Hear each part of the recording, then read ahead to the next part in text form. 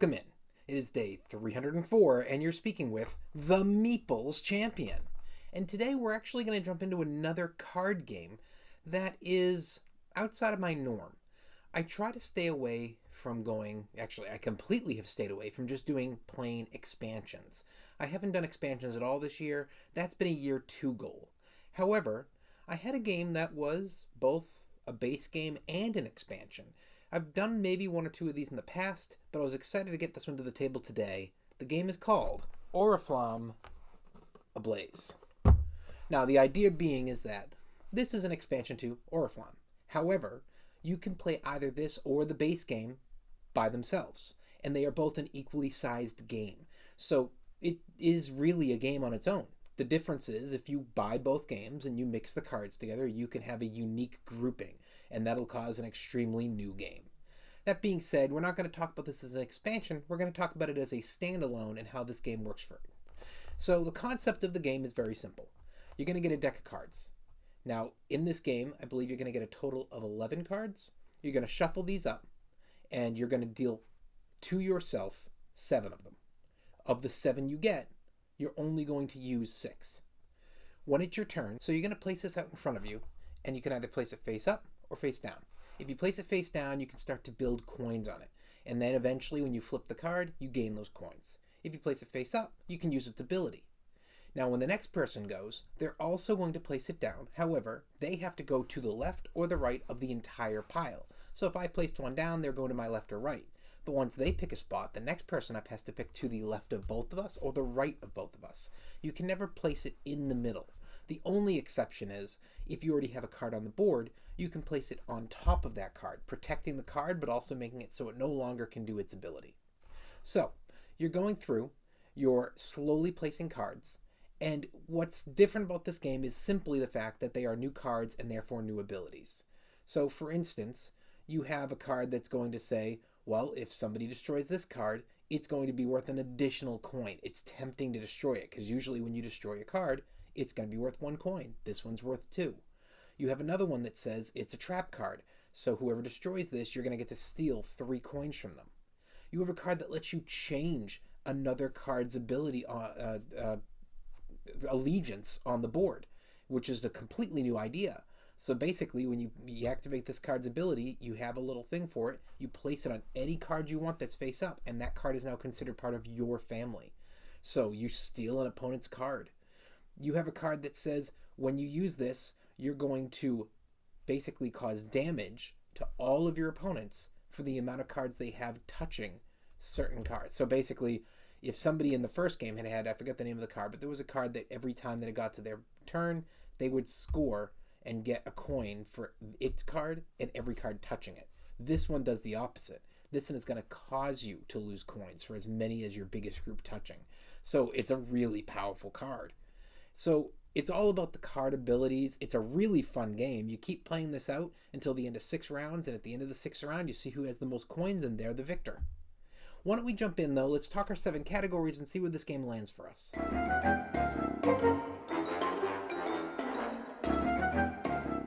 When it comes to the art, I liked the first box. I actually prefer blue as my favorite color. However, I really love this box. It's a great box. The cards continue the same theme and feel as the first game did.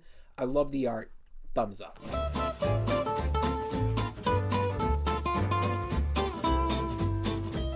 The components. So you've got your obvious. You've got your coins, which are yet again the 1s and the 5s that are all in cardboard. You've got your sword, which is going to represent who's going, and your crown. You've got all of your new pieces, which are the 5 for each color of the piece that's going to represent when you've stolen somebody's card and made it part of your team. And they're all cardboard, really good. And then there's your cards, which are top-notch, 5 out of 5. They're large, strong, great stock, not going to wear, not going to tear. Really good components here. Thumbs up. Your price.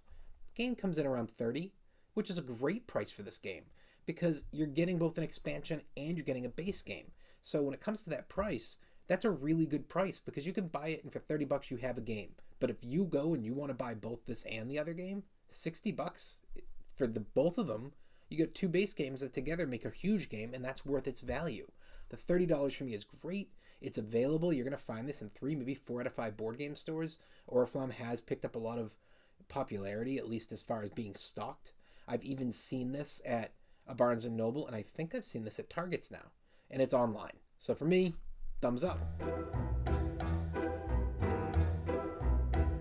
Your difficulty. This game's great. I think your experts enjoy a game like this because it's constant fighting every time somebody takes a turn. It's not like Munchkin where it's chaos you can't control. You're trying to tempt people. You're trying to take advantage when you notice somebody's doing really well to sneak in something that will really pay off for you in a few turns. It's about figuring out, when do you cover up? When do you go left to right? What are they about to do? Who are they pissing off? It's great in that respect. The experience get the same feel, but I think a beginner can enjoy this game despite maybe not quite getting all the intricacies at first, because there's a lot going on in this game as far as I just have to pick a card and place it, and that's what it does for me. It's not too hard. It's straightforward. You only have to really know the cards in your hand, and there's only 7 of them. So I think that works out really well. Kids, I may not direct this way right away because there is a lot to know, and the 7 cards might even be just a little bit much for them at first. But I don't think it's impossible. It's just not one I would lean towards. But honestly, you get in the other 3 areas, that's a thumbs up.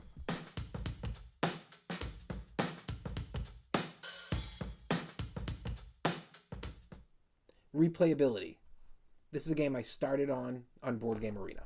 I picked up both physical games in person, and I love them. And there are games that you can play multiple times in a row. You can play them as far as maybe once a month or once a season. But it's for me, it tends to be kind of highs and lows. I may not touch the game for 6 months, but then when I pull it out, it's one I can play with family and one I can play with friends. So it can come in out of nowhere and be played a bunch of times in a row. So for me, there's a lot of replayability here. Thumbs up.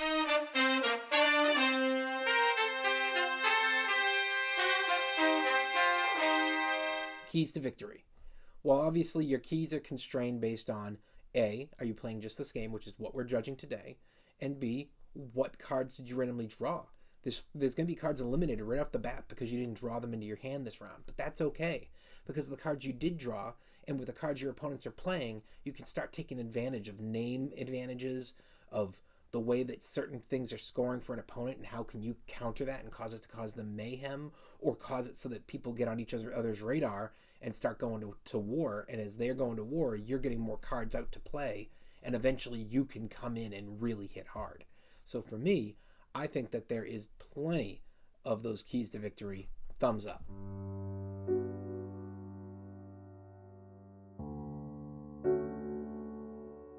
Is the game unique?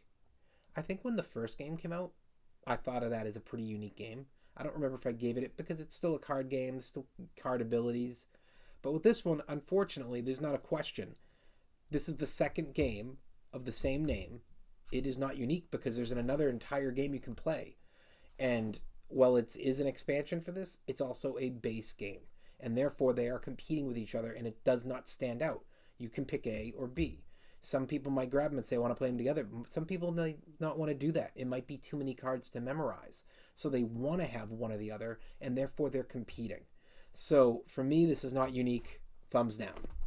Overall, what do I think? I think it's a really great expansion and a fabulous standalone game.